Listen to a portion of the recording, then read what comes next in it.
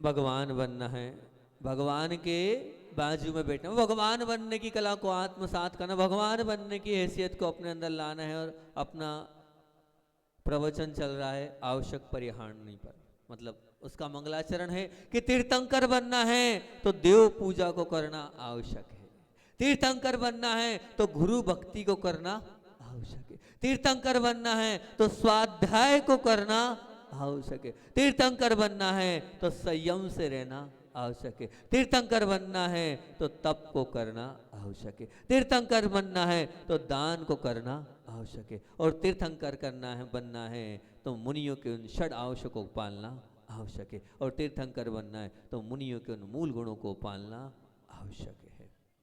वो बात अपनी तीर्थंकर बनने की चल रही है। और कल मैंने आप लोगों से भूमिका के रूप में बात करी थी कि जीवन को अच्छा बनाना है, उच्च बनाना है, उदार बनाने की भावनाओं पर अपने लंबे दिनों से चर्चा चल रही है। और वे भावनाएं जो हमारे जीवन को पवित्र बनाए, हमारी चेतना को परिष्कृत करे, हमारी आत्मा को परमात्मा की ओर ले जाने का मार्ग प्रशस्त करे, उसकी अपन चर्चा कर रहे हैं। ध्यान रखना, तन बिगड़ने से, और तन का तो इलाज हो जाएगा, पर मन बिगड़ने से तो पूरा जीवन ही भ्रष्ट हो जाएगा। इसलिए तन से ज़्यादा मन को संभालना जरूरी है, और मन को संभालना है, मन को सही दिशा में ले जाना है, तो इन 6 आवश्यकों से हमें जुड़ना होगा। क्योंकि जो करने योग्य हैं उन्हें ही अगर हम नहीं करेंगे तो फिर हमारा होगा क्या, विचार करना। क्योंकि 3 शब्द बोले थे कल मैंने, बोलो कौन कौन से 3 शब्द? निर्वाह, निर्माण और निर्वाण। निर्वाह का मतलब बताया था कि अपने जीवन का गुजारा करना, अपना आपने जिसे आवश्यक मान लिया है वो सब जीवन का निर्वाह है। और निर्वाह तुम्हारे लिए जीवन के लिए जरूर ठीक है, पर जीवन के गुजारे के लिए उसके पीछे सारी जिंदगी गुजार देना ये कौन सी समझदारी है? अरे गुजारा तो वो पशु भी कर रहा है और गुजारा आप भी कर रहे हैं, और पशु में और आप में क्या अंतर है? नहीं, हमें गुजारा नहीं करना है, फिर क्या करना है? हमें तो गुजारे से आगे बढ़ना है और निर्माण करना है। निर्माण मतलब क्या? निर्माण का मतलब जीवन को गुजारना नहीं, जीवन पाकर कुछ कर गुजरना है। क्या बोला था? निर्माण का मतलब जीवन, निर्माण का मतलब जीवन को गुजारना नहीं, जीवन पाकर कर कुछ कर गुजरना है, उसका नाम है निर्माण। और जीवन को गुजारने वाले तो बहुत हैं, पर जीवन में कुछ कर गुजरने वाले बहुत बिरले होते हैं। बस अब ये मत बोलना, आज देख लिया सुबह से हमने, कल बच्चों से सिर्फ थोड़ा सा हिंट किया सुबह आना है, तो सब बहुत सारे बच्चे लोग आ गए, और किसी ने कहा था ये नहीं आएगा, सिर्फ मैंने उसकी आंखों में आंखें डाल के बोला कल तुम्हें आना है। रवि ने बोला नहीं आएगा महाराज, जय हो। ऐसा क्या था? रवि ने जय हो, कहाँ है रवि, किधर है? ऐसा करा था, और मैंने कहा यही कल आएगा, तुम नहीं आओगे, और वो सबसे पहले वही आया। श्लोक से बोला था ये नहीं आएगा, हमने कहा यही कल आएगा, और वो आया, सबसे पहले वो आया। तो ऐसे ऐसी ऐसी बात नहीं, गुरु की सब बात मानते हैं, और आ गए। आज बहुत सारे लोग आए, और आज ध्यान में एक अलग ही माहौल था, सुबह का वो ध्यान का माहौल। सुबह सुबह आए, राहुल भले नहीं आया, कोई बात नहीं, उसने भले धोखा दे दिया, ना पुंचू आया ना पुस्सू आया, सब छूट गए, हमारे जो रत्न थे पूरे छूट गए। कोई बात नहीं, धीरे धीरे आएंगे, सब आएंगे। तो निश्चित रूप से अगर आप जीवन का निर्माण करना चाहते हो तो ऐसी ध्यान की प्रक्रिया से, ऐसी भगवान की मंगलमय प्रक्रिया से आपको जुड़ना पड़ेगा। निर्माण का मतलब जीवन को गुजारना नहीं, जीवन में पाकर कुछ कर गुजरना है। हमें टाइम नहीं है, ये शब्द हमारे जीवन में नहीं होना चाहिए, टाइम निकालना वाला चाहिए अपने आप। ये टाइम होती क्योंकि भगवान की आज्ञा है। हमने कल इस पर भी आपसे बात करी थी कि भगवान की आज्ञा, बस महाराज जी की आज्ञा है तो हमें आना है। निश्चित रूप से हम आते चले जाएंगे। मानवीय संवेदना के जागरण से और मानवता की प्रतिष्ठा होती है, और ये मनुष्य में मानवता अगर प्रतिष्ठित है तो समझ लेना मनुष्य होना आपका सार्थक होगा। जब ऐसे सार्थक काम करोगे तभी मनुष्यता आपकी सार्थकता कहलाएगी। ध्यान रखना, नहीं तो कोई मतलब नहीं है। आप तो है, आपका वो जीवन है, लेकिन वो जीवन की प्रतिष्ठा जब ही होगी। इसलिए अपनी चेतना को जगाओ, निर्वाह से निर्माण के स्तर पर आओ, और जिंदगी पाई है तो जीवन को अच्छा बनाओ। इसी में हमारी उपलब्धि है, नहीं तो कोई मतलब नहीं निकलेगा। मन को संभालोगे तो जीवन का निर्माण होगा, और मन को शुद्ध बनाकर मन के पार जाओगे तो जीवन का निर्माण हो जाएगा। मैं यही चाहता हूँ आप सबके जीवन का निर्माण हो, और निर्माण तभी हो पाएगा जब आप निर्माण करोगे, और वो निर्माण आप जब करोगे जब अंदर से लग जाओगे कि नहीं मुझे तो सब कुछ करना है, मेरे जीवन में सब कुछ करना है। वो आवश्यक कार्य कब किस समय कौन सा कार्य करना है बहुत जरूरी है। आप ये समझो तो सही कि मेरे जीवन में किसका महत्व है। एक बहुत अच्छी बात बताता हूँ। एक थोड़ी सी गांव की एक महिला थी, महिला मतलब शादी हुई और थोड़ी सीधी सादी थी, कम समझदार थी। कुछ लोग होते हैं ना कम समझदार, तो ऐसे कुछ कम समझदार थे पारस जैसे। पारस जैसे कुछ कम समझदार लोग थे, जितना बोलो उतना ही करते हैं, पारस को जितना बोलो उतना ही कर, बैठ जा वो बैठ गया। तो ऐसी एक महिला थी पारस जैसी कम समझदार। अब भैया शादी हो गई, अब शादी हो गई तो उससे बोले कोई मर गया था, जाओ बैठ के आओ हाल चाल पूछ के आओ। तो वो पहुंच गई, और पहुंचने के बाद फिर उसने पूछा क्यों सब ठीक तो है ना, बढ़िया है और ठीक ठाक, ये हालचाल पूछने लग गई। तो बोले सब लोग बोला क्या करती है ये यहाँ तो कम से कम थोड़ा दुख व्यक्त करना चाहिए, थोड़ा रोना चाहिए, कुछ ऐसा करना चाहिए, कोई बात नहीं ये वो ऐसा। तो फिर उसकी सासू माँ ने समझाया, बोले भैया ऐसा थोड़ी होता है, वहाँ तो हमें रोना पड़ता है, थोड़ा ऐसा बोलना पड़ता है कि ऐसा नहीं, ठीक है अच्छा ठीक है आप कहीं जाओ तो ऐसा नहीं करना, और ठीक है। अब किसी की शादी थी तो बस पारस जैसा समझ लें, पारस जैसा ही बिल्कुल। अब शादी थी, अब शादी थी तो वहाँ क्या था, अब शादी में गई, वहाँ बधाई तो देना था, वहाँ जोर जोर से रोने लग गई। अब बताओ पूरा माहौल खराब, ये क्या कर दिया, बोले रोने लग गई। तो फिर बोला सासू ऐसा थोड़ी होता है, बोले वहाँ तो बधाई के गीत गाए जाते हैं, शुभकामनाएं प्रेषित की जाती है, ऐसा नहीं करते, अब ध्यान रखना आगे से ऐसी गलती नहीं करना है ना। तो ऐसी पारस भी गलती नहीं करता है, समझ जाता है, बोले हाँ ठीक है नहीं करेंगे गलती। फिर क्या हुआ, फिर आगे फिर किसी की आग लग गई। अब किसी की आग लग गई तो फिर वो गई वहाँ बैठने के लिए, तो वहाँ क्या कहा, वो वहाँ गीत गाने लग गई, बिल्कुल बधाई के गीत गाने लग गई। तो बधाई के गीत गाने लगे। तो अब ऐसे ही है, आप समझो तो सही बात को, कब कहाँ कौन सा कार्य करना है, कब कौन सा आवश्यक है, इस चीज़ को समझो तो सही हो। तो मैं पारस को बिठा लिया तो हंसी मजाक में उसके साथ हंसी मजाक कर लेते हैं। बुरा तो नहीं लगा पारस, लग भी जाएगा तो क्या होगा हमारा। तो इसी प्रकार कब कौन सा कार्य हमें करना चाहिए, इस चीज़ की बात हमारे अंदर आना चाहिए। और तीर्थंकर बनना है तो ये 6 आवश्यक जो हमारे जीवन में करने योग्य हैं, उनको निश्चित रूप से हमें कर कर अपने जीवन को बहुत अच्छा और बहुत महान बनाना है। और सबसे पहला आवश्यक आचार्य भगवान ने क्या कहा है कि तीर्थंकर बनना है तो देव पूजा को करना आवश्यक है।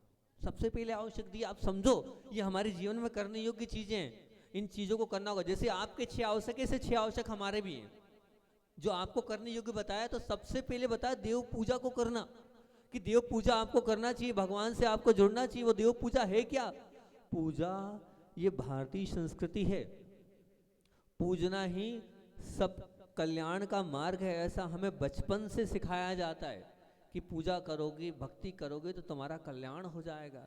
निश्चित रूप से कल्याण होता होगा तभी तो बड़े बुजुर्ग हमें सिखाते हैं।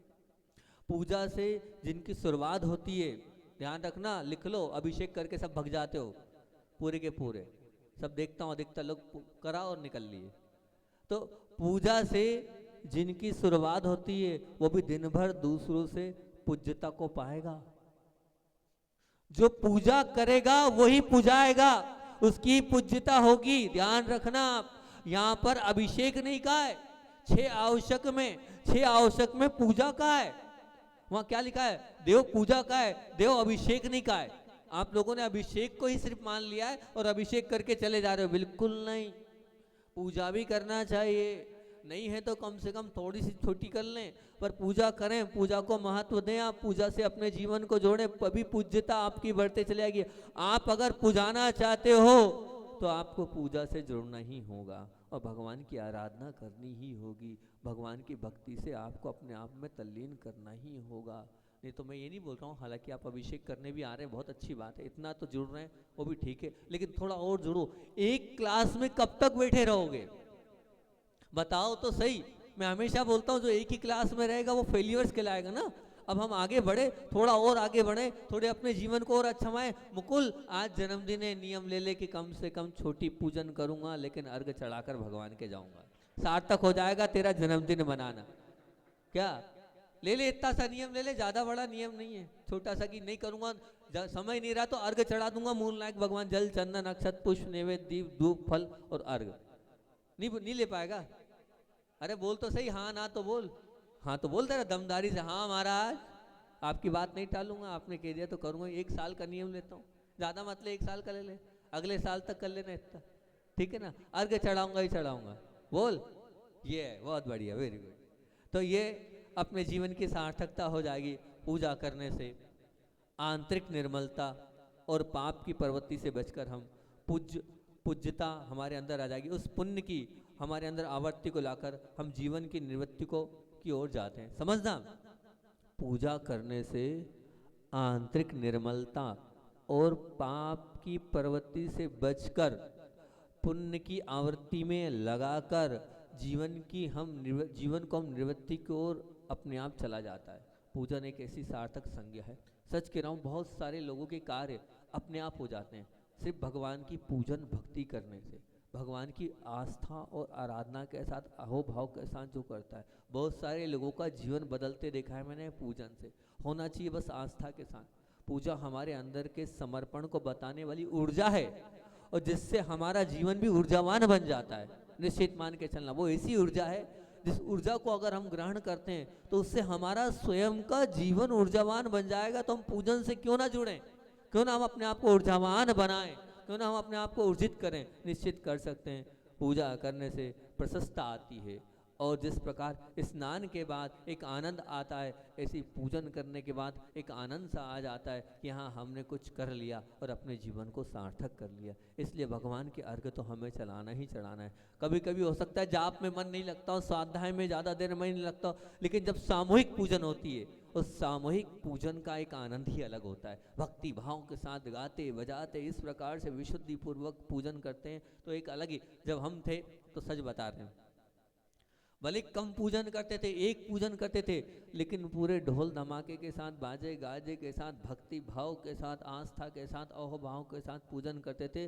और पूजन करते थे तो जो दूसरे लोग हैं उस पूजन को देखकर रुक जाते थे। क्या है, क्या जोश है इन लोगों के बच्चों के अंदर, कैसे ये पूजन करे भक्ति भाव के साथ। वो रुक जाते थे, उनके पांव थम जाते थे। एक एक अर्घ के साथ इसी भक्ति भाव के साथ हम उस पूजन को करते थे और आनंद ही अलग आता था। धीरे धीरे करके सब लोगों को हमने जोड़ लिया, जो बजाने वाले उनको भी जोड़ लिया, जो गाने वाले उनको भी जोड़ लिया, साथ में अपना हो ही जाता था। तो वो भक्ति और आस्था से होता था तो मन लगता था कुछ हो गया आएगा अंदर। ऐसा यहाँ भी होना चाहिए ना। रात को आरती में कैसी आपकी रुचि रहती है, कैसे आप आरती करते हो, और जेकी तो नाच नहीं लग जाता है। रात में भी कमरे के अंदर थोड़ा स्पेस दे दिया जाता है उसको, वहाँ भी छोटे से कमरे में भी वो कम नहीं चल। तो यही ऐसे ही आप भगवान की भक्ति करो। सच कह रहा हूँ, बहुत पुण्य, तगड़ा पुण्य बनेगा। अब सब भूल जाओगे उस पूजन उस भक्ति में, उसमें एक अलग ही आनंद आता है। जिसके जीवन में पूजन से को आवश्यक नहीं माना, जिसने अब अपनी मनुष्य पर्याय को पाकर भी उसने दुरुपयोग ही किया है, ये निश्चित मानकर चलो। क्योंकि वो भक्ति से नहीं जुड़ पाया है। शरीर में ताकत जब तक है आपके, इस ताकत का उपयोग करो। आपको शरीर मिला है, इस शरीर का सदुपयोग तभी हो पाएगा जब आपके पास अच्छा तन है। उस तन को, अपने मन को लगाकर और सब कुछ छोड़कर थोड़ी भक्ति कर लो, थोड़े हाथ पैर चला लो, थोड़ी जय जयकारा बोल लो, तो निश्चित आपकी वो जीवन की और वो आपकी बहुमूल्यता की सार्थकता हो जाएगी। वो आपका जीवन उत्कृष्ट बन जाएगा, जिसके जीवन में 3 लोक के नाथ के दर्शन, पूजन और भक्ति प्रतिदिन लालसा है, अभिलाषा है, तड़पन है, भूख है, बेचैनी है, कम से कम उसकी सुगति तो पक्की है।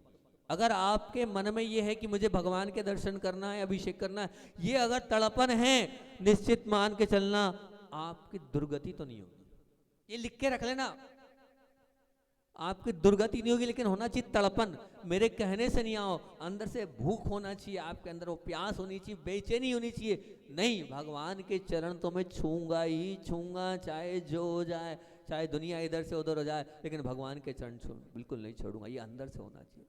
जब भगवान के दर्शन से ही वहां पर का दुर्गति का आनंद होता है, दर्शन मात्र से। और भक्ति करोगे, आराधना करोगे, पूजन कर लोगे तो क्या बात है, क्या नहीं मिल रहा, सब कुछ मिलता चले जाएगा। विचार तो करो इस चीज पर, क्यों यहाँ वहां भटक रहे हो आप। मत भटको आप, अपने भगवान पर आस्था रखो, अपने भगवान से सब मांगो, आपको सब कुछ अपने आप मिलता। मांगो भी मत, मांगना भी नहीं है, अपने आप मिलता चला जाएगा।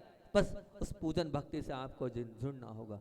जिन्होंने अपने जीवन में भोजन की तरह पूजन को माना है और पूजन को भी भोजन से ज्यादा महत्व दिया है, ध्यान रखना उनके जीवन में आगे भोजन की आवश्यकता नहीं पड़ती, उनका जीवन अमृत से चलता है।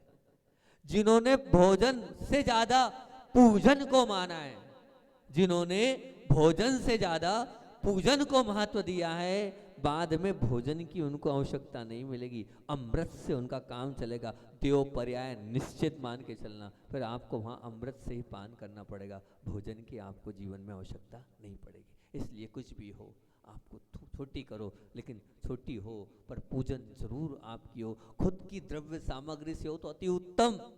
ऐसा पुण्य आएगा, ऐसा पुण्य आएगा, आप खुद का द्रव्य लेके आओ, अपने हाथ से धो और फिर उसके बाद पूजन करो, अपनी थाली लगाओ, और उत्तम, महा उत्तम। और उसमें भी अगर जल भर लो खुद के जल से, काय को अपना खुद का कर लें तो और उत्तम। जितना हो सकता है उतना आप कर लोगे तो उसका एक आनंद ही अलग आएगा। मैं तो यही कह रहा हूँ कि भक्ति भाव से आप पूजन करना भी चालू कर लो। बहुत सारी बातें तो यहाँ की युवा वर्ग ने मानी है, ये और मान लो कि हाँ हम भक्ति भाव से पूजन भी करेंगे ही करेंगे, आनंद अलग आ जाएगा। जब मैं तो हमेशा एक ही बोलता हूँ, जब भी दर्शन के लिए कदम बढ़ाओगे तब से पुण्य का मीटर प्रारंभ हो जाएगा। दर्शन, पूजन, अभिषेक की अड़ से कर्मों की पकड़ अपने आप ढीली होती चले जाएगी। जहां आपने नियम ले लिया कायस्तर पूर्वक कि मैं तो पूजन करूंगा ही, बस देखना कैसे अपने आप आपके कर्म ढीले पड़ते चले जाते हैं, ढीले होते चले जाते हैं। एक परिवार है, मैंने देखा है कि उस परिवार को देखा मैंने, पिताजी ने पूजन प्रारंभ करी, कहाँ थे और वो आज शीर्ष पर पहुंच चुके हैं। वो कहते हैं मैंने भगवान की आराधना प्रारंभ करी, पूजन करिए, और बहुत भक्ति भाव से वो पूजन करते थे, उस पूजन से वो कहीं के कहीं पहुंच गए।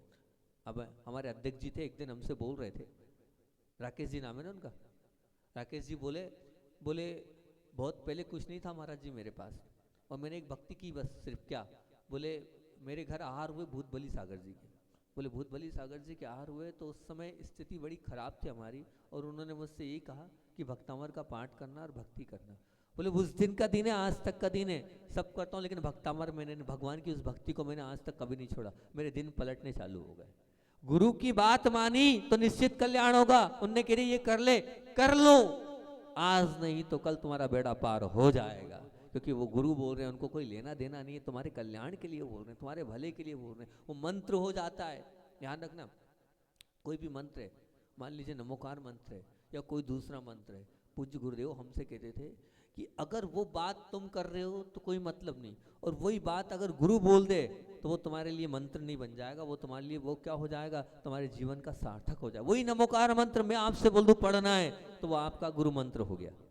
बस वही भक्तामर पाठ आप कर रहे थे, लेकिन मेरे मुख से आपको बोल दिया मैंने कि भक्तामर करो, तो वो आपके लिए मंत्र का काम कर जाएगा, वो यंत्र का काम कर जाएगा, वो तंत्र का काम कर जाएगा, क्योंकि वो गुरु मुख से निकल गया है, गुरु ने बोल दिया। देवशास्त्र पंच परमेश्वरी ने कहा है, उनको उनकी आज्ञा को हमें टालना नहीं। मैं कह रहा हूँ सैकड़ों हजारों परिवार मुझसे जुड़े हैं, मैं कुछ नहीं बताता उनको, 2-3 चीजें ही बताता हूँ, और 2-3 चीजें मेरे कहने से करते हैं, कहीं से कहीं पहुंच गए वो, उनकी स्थिति कहीं से कहीं पहुंच गई है। अब मानसिक शांति अपने आप उनके जीवन में आ गई। इसलिए मान जाओ, यहाँ की युवा वर्ग से बोल रहा हूँ, तो रोज प्रतिदिन भक्ति भाव से आचार्य श्री की पूजन ही भक्ति भाव से कर लिया करो, नहीं कुछ कर पाओ तो ठीक है, और अर्घ भगवान का भक्ति भाव से चढ़ा लिया करो, जितना समय उतना कर लो राहुल, और बड़ा काम हो जाएगा, चिंता नहीं कर। आज आया है, कल कहा था इसलिए आ गया है, आज बोलना पड़ा इसलिए आ गया। रोज आप एक बार में रोज तो बोल नहीं सकता हूँ, आज बोला है, लेकिन ये नियम ले ले, नहीं किसी भी कीमत में कितना ही कुछ हो जाएगा, भगवान के चरण नहीं छूंगा।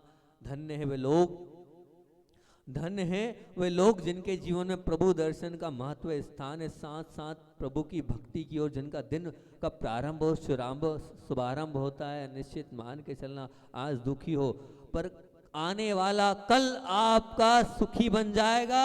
भगवान की आराधना भक्ति करने से भगवान देते लेते नहीं है, लेकिन 24 घंटे हम आपाधापी में लगे, क्या वहां कोई देंगे? वो नहीं, आधा घंटा 20 मिनट 15 मिनट जितना हमने दिया उतनी देर हमारे क्या होगा, हमारा पाप का मीटर खत्म होकर पुण्य का मीटर चालू हो जाएगा।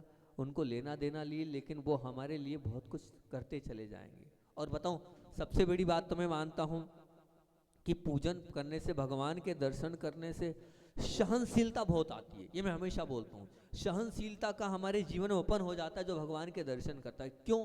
क्योंकि आज के हर इंसान के पास सब है, पर एक सहनशीलता का अभाव है, क्योंकि वो जिन्हें देखता है वैसा ही बनता है। जब हम भगवान के सच्चे स्वरूप को आस्था के साथ देखते हैं, तो इसलिए वो उनके अंदर सहनशीलता थी, तो अब हमारे अंदर भी सहनशीलता आ जाएगी। जो जितना भगवान के नज़दीक जाता है वो उतना सहनशील बन जाता है। ये निश्चित मान के चलना। आपको सहनशील बनना है तो भगवान से नज़दीकी बनानी होगी, भगवान के पास जाना होगा, तो आप भी सहनशील बन जाओगे। जब उनके पास बैठते हो, उनके औरों के पास जाते हो, तो हमारे अंदर वो अपने आप अनुकूलता आ जाती है। मैं तो बार बार बोलता हूँ, जब मुझे अंतराय आता था तो मैं गुरुजी के साथ चलता था।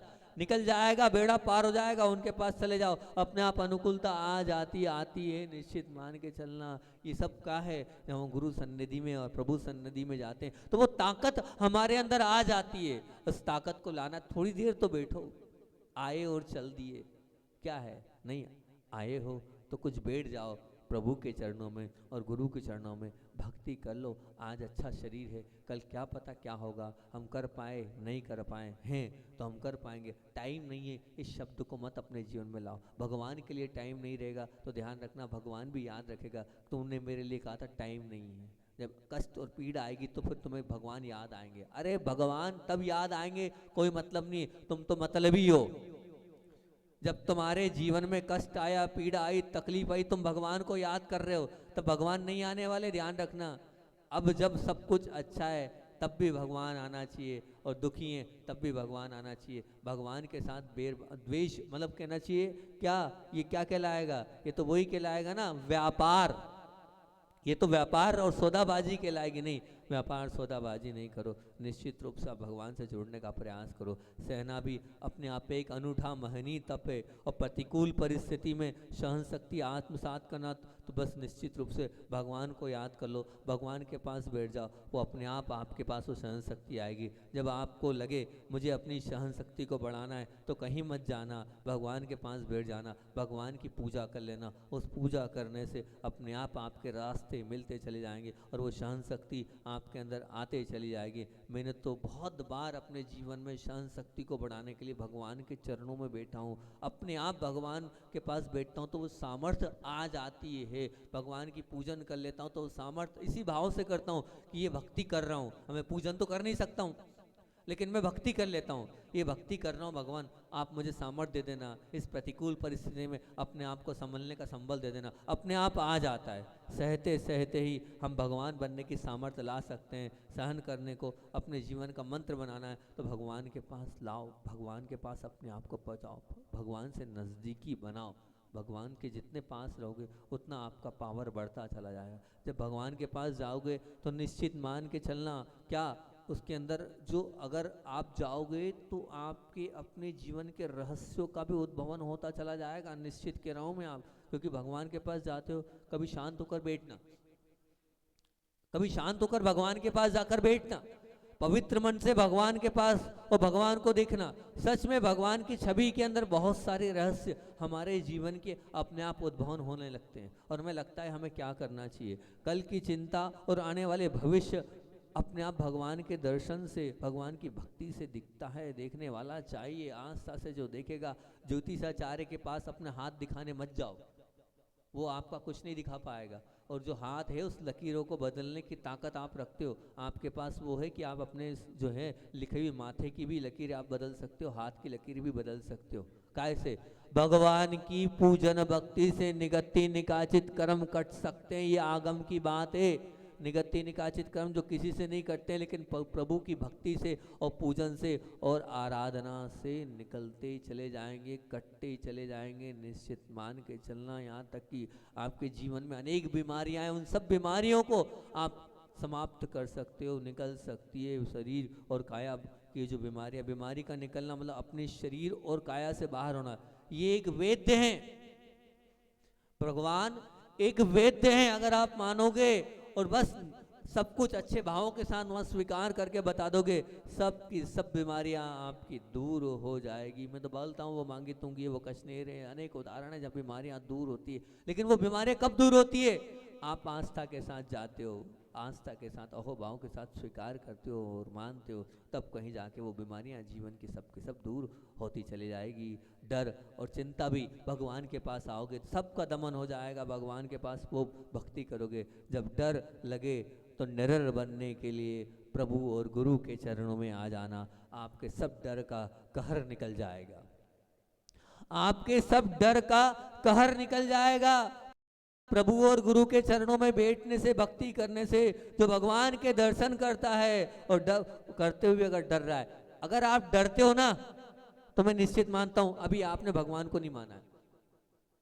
अगर आपके अंदर डर है तो अभी आपने भगवान को नहीं माना है। भगवान को जिसने माना है वो निडर बन जाता है, क्योंकि भगवान के मानने के बाद उसे किसी का डर नहीं होता है। क्यों? क्योंकि मैंने सच्चे गुरु को, प्रभु को माना है। फिर किस बात का डर?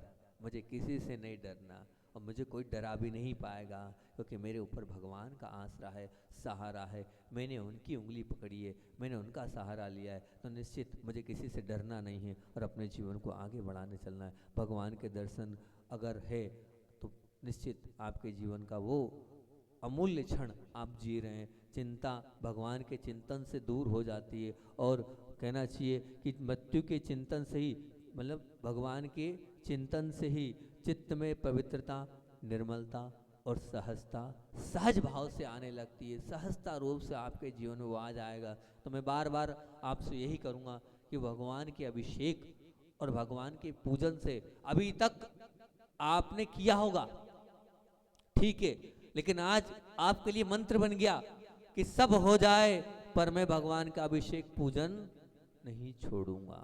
कितने ही कुछ पीड़ा हो, कितने ही कष्ट हो, कितना ही कुछ हो जाए, लेकिन भगवान की भक्ति की आराधना को मैं नहीं छोड़ूंगा। बोलो भैया बोलो, इतने लोग बैठे हो, मान रहे हो नहीं मान रहे हो मेरी बात को? गुरु मुख से बात निकली है, स्वीकार कर रहे हो नहीं कर रहे हो? राहुल भैया आज आयो, श्रोत भाई भैया, क्या संचय, संकेत, मान जा भैया यार, बोलता हूँ जब ही आता, बिना बोले तो आता नहीं है। कल्याण करना है तो आजा, सब कुछ ठीक हो जाएगा। मान ले बात, मान जाएगा तो सब तेरा अपने आप भला होता चला जाएगा। सब कुछ आप तेरे रास्ते निकलते चले जाएंगे, नहीं तो नहीं निकलने वाले। अगर अपना कल्याण चाहता है तो स्वीकार कर ले और अपने जीवन को अच्छा कर ले। कौन भैया? अमित ने मान ली बात।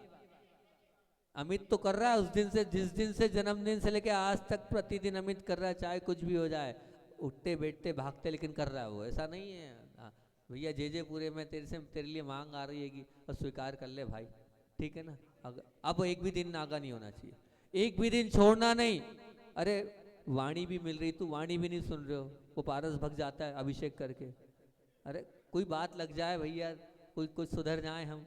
तेरे से तेरी धर्मपत्नी अच्छी, रोज सुनती तो है बैठ के, वो अच्छी है, लेकिन तू सुधरानी है अभी। यार तो सुन लो भैया, बात सुन लोगे, कोई सी अच्छी बात आ गई हमारे जीवन में, अच्छी बन गई। हाँ मैं इतना अच्छा तो नहीं बोलता हूँ, लेकिन थोड़ा तो कुछ अपने जीवन में आ जाएगा, अच्छा हम सीख लेंगे। कब तक हैं? थोड़े बहुत दिन और हैं, जितने दिन और हैं उतने दिन और सुनकर अपने जीवन को हम कथात कर सकते हैं। जीवन से पूजन को जोड़ें। सबसे पहला आवश्यक हमारा तीर्थंकर बनना है तो देव पूजा को करना आवश्यक है। और कल मैं बात करूंगा आपसे कि तीर्थंकर बनना है तो गुरु का क्या महत्व होता है हमारे जीवन में, और गुरु क्या चीज है, और गुरु आपके जीवन को कैसे बदल सकते हैं। इस गुरु की बात कल आपके पास कहूँगा कि तीर्थंकर बनना है तो गुरु भक्ति को करना भी आवश्यक है। कैसी करना है, किस प्रकार से करना है, उस गुरु की चर्चा अपन कल करेंगे। आपको आपके जीवन में गुरु से सारोबार कल कराएंगे। आज आचार्य भगवान की बात जो चल रही है, उस आचार्य भगवान की बात को और रखकर अपनी बात को विराम देता हूँ, क्योंकि वो बात चल रही थी आचार्य श्री जी की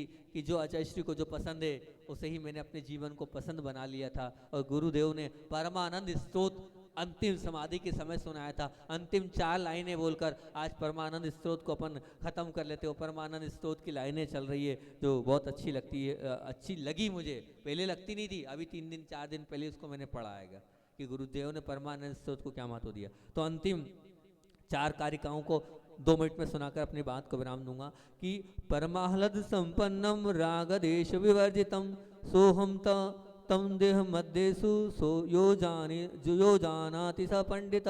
फास्ट कर रहा हूँ, थोड़ा समय नहीं है।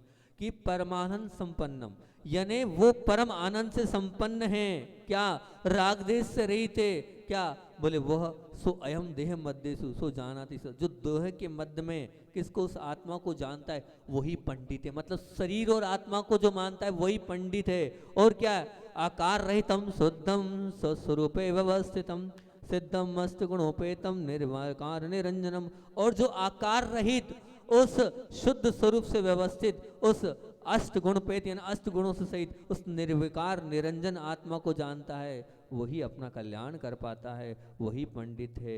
और उसी को पंडित की यहाँ पर दिए। और क्या? तत्सदर्शम निजात्मानम यो जानाति स पंडित सदा सहजानंद चैतन्यम प्रकाशाय महीयसे। फिर क्या बोल दिया?